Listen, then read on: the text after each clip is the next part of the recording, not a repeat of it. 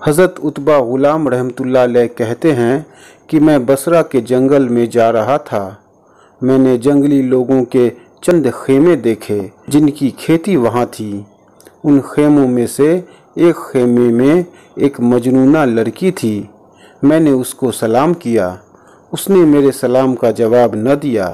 मुमकिन है कि उसने सलाम न सुना हो, या उन्होंने जवाब न दिया हो, या किसी ऐसी हालत में हो कि उस वक्त सलाम का जवाब साकित हो जाता है कि बहुत सी जगह सलाम का जवाब साकित हो जाता है।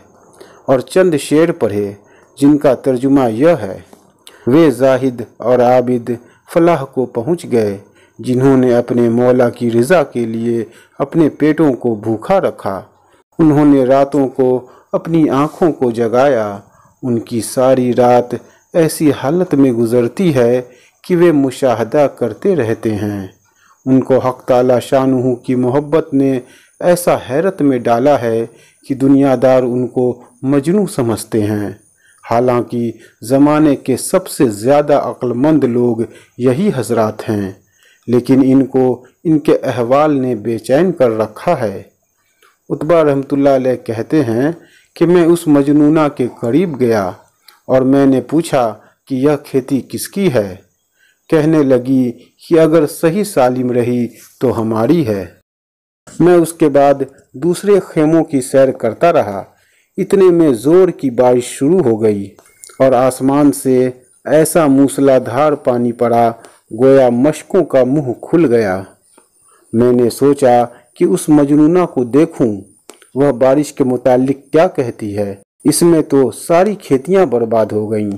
मैंने जाकर देखा कि उसकी खेती बिल्कुल पानी में डूब गई और वह खड़ी हुई कह रही है, कसम है उस पाक ज़ात की जिसने अपनी खालिस मोहब्बत का कुछ हिस्सा मेरे दिल में रख दिया। मेरा दिल तुझसे राज़ी रहने में बिल्कुल पुख्ता है। फिर वह मेरी तरफ मुतवज्जह होकर कहने लगी, देखो जी, उसी ने तो यह खेती जमाई, उसी ने इसे उगाया, उसी ने इसको सीधा खड़ा किया, उसी ने इसमें बालें लगाईं, उसी ने इन बालों में गल्ला पैदा किया, उसी ने बारिश बरसा कर इसकी परवरिश की, उसी ने इसकी ज़ाया होने से हिफाजत की, और जब इसके कटने का वक्त बिल्कुल करीब आ गया तो उसी ने इसको ज़ाया कर दिया। फिर आसमान की तरफ मुँह करके कहा कि यह सारी मखलूक तेरे ही बंदे हैं और उन सब की रोज़ी तेरे ही ज़िम्मे है। तू जो चाहे कर, तुझे इख्तियार है। मैंने उससे कहा कि इस खेती के बर्बाद हो जाने पर तुझे किस तरह सब्र आ गया। कहने लगी कि उतबा चुप रहो, मेरा मालिक बड़ा गनी है, बड़ा काबिल तारीफ़ है। उसकी तरफ से हमेशा नई रोज़ी मिलती रही। तमाम तारीफ़ें उस पाक ज़ात के लिए हैं जो मेरे साथ मेरी ख्वाहिश से बहुत ज़्यादा इनाम फरमाता रहा। उतबा रहमतुल्लाह अलैह कहते हैं कि मुझे जब भी उसकी हालत और उसकी बातें याद आती हैं, बेख्तियार रोना आ जाता है।